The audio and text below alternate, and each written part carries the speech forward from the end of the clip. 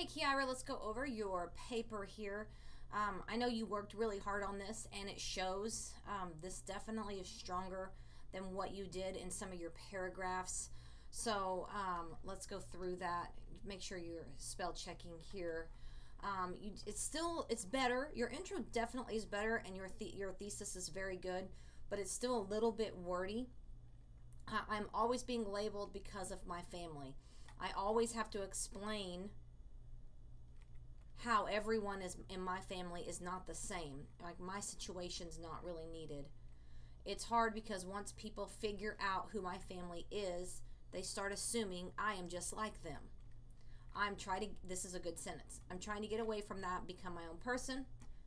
Period's out of place. So then, good. So let's go down here. Good topic sentences. My family doesn't. You wouldn't say my family don't have men. My family doesn't have men to count on, so they have to do everything. Very wordy.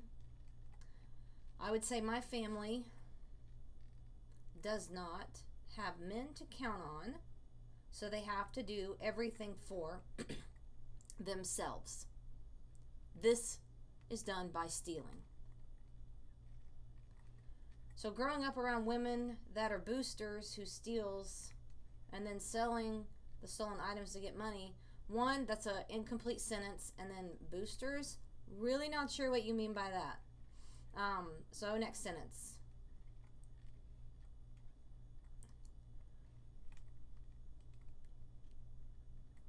Good use of a semicolon. When it was time to go, I had to leave after them. And if they got caught, I was told to just run. So a little hard to follow. You don't want to start a sentence with a conjunction.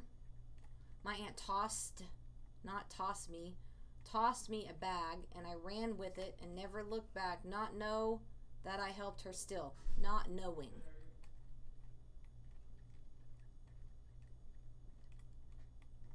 All right, good transitions. Another good topic sentence.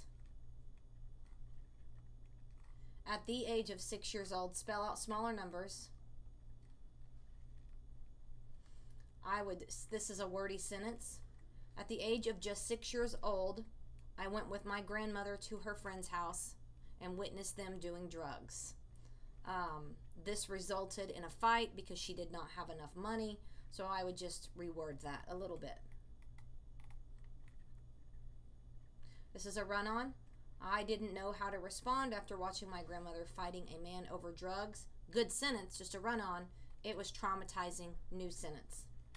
My aunt, comma, on the other hand, comma. So right here, you're going back to stealing. Every time so this is out of place. Every time I saw her, look her dead in the eyes. A big bulging eyes. Good. I would look, this is a run-on too. Every time I saw her, comma, I would look in her dead in her big bulging eyes and shaking body, period. I knew something was wrong because she also looked pale and skinnier. Good. My family is well known in Oklahoma City, Oklahoma, so when I mention their names, comma, someone always knows them and what they've been through. No second person. Good transition.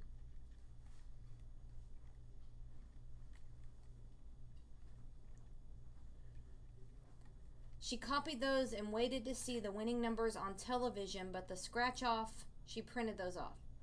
So I would restructure this sentence. I'm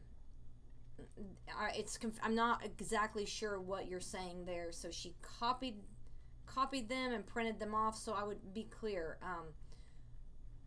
She waited to see what the winning numbers were and printed those off to try to make her own scratch off tickets.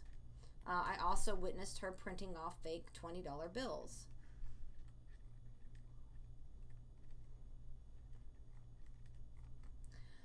So every time I go to the store, comma, the clerks would check my money because I usually go to the store with my aunt. When she made the news channel for fraud, I was always recognized by store employees. Very good conclusion. This sentence right here is a little bit wordy, but you end with how you started. So I hope this helps. I hope you're watching all of this. You're improving. I think that if somebody would have read this aloud to you one more time, you would have caught some of those things. You need to keep in mind that, this is a far from where the first draft you had. This is much more clear, but you have to keep in mind is that we weren't there and we don't know these things. So you have to be clear in how you word it and how you tell your audience. But overall, you're improving, and I will see you soon.